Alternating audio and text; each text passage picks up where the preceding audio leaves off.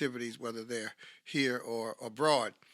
Today, I have a special guest with me, and I want you to really pay attention to her because she's written a great book, and that book is called Call and Response. One of my heroes is with me today. I don't do many interviews on this show, but there are times when the cause is so compelling, the personality is so dynamic, and the information is so impactful, I just can't resist. And today I have such a person, L. Michelle Smith, whose book is Call and Response 10 Leadership Lessons from the Black Church. Miss Smith, God bless you. Welcome to the show. Thank you so much for having me, Dr. Soaries. It is a pleasure and thrill. So, when I first saw this book, I thought about the fact that I've made a living speaking all over the world. And my first speech was at 12 years old Ah. in church. I gave the welcome address at the usher's anniversary. Your story is not unlike many Black executive leaders and leaders across industries.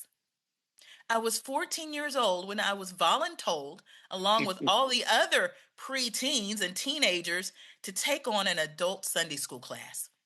And these classes were nothing to play with. We had doctors and attorneys and PhDs, politicians, nurses. It didn't matter. They were there and they wanted you to bring it. So if for some reason you didn't get it correct the first time, they were very nice. They say, "Amen, baby. Take your time. Let That's him right. use you." And then somebody would pull you over to the side, gave you that growth potential, and you'd go back in there and you'd kill it. And I didn't think much of it because that was what was happening right there at Good Street Baptist Church where I was growing up. But then That's it right. occurred to me, who else had this experience? And folks, L. Michelle Smith goes on in her book, Call and Response, to answer that question. She interviewed 150 black executives, 76% of whom said they learned what they know how to do in church. We have a large number of younger people going to churches that aren't Good Street, and Yeah. they don't offer the developmental opportunities. They're more Yes. entertainment. They're not that participatory. Have you observed anything in that regard?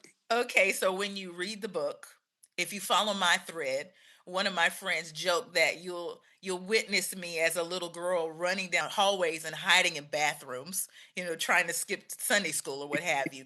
You trace me all the way through this book and it brings you to this time where we were going through the election cycle. And there's something critical that happens in the way I look at church. I want to call your attention to that. I don't want to give it away.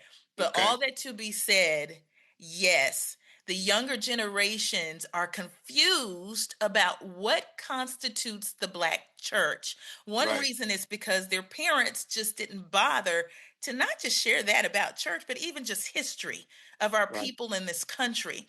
Black church is a culture, it is not a race. You can have a Black minister That's right. and a full Black congregation and still not be a Black church. So Now, you ask, folks, "Now, listen, Michelle, what is listen, that?" folks. I want all of my listeners to know. I said this to you a few weeks ago. Maybe you believe it now that an expert has come on to say this. We talked about what the black church is and what the black church is not. So Right. you listen to this expert. You see, I spoke from experience, and L. Michelle Smith has spoken from her personal research and her personal experience. So that Yes. is so important because the black church is not just a place where black people attend, and it's not No. just for black people. It's a No. tradition, it's a culture, it's a theological construct, and it's a Yes. sociological dynamic. And I have to say amen to that because that's the truth.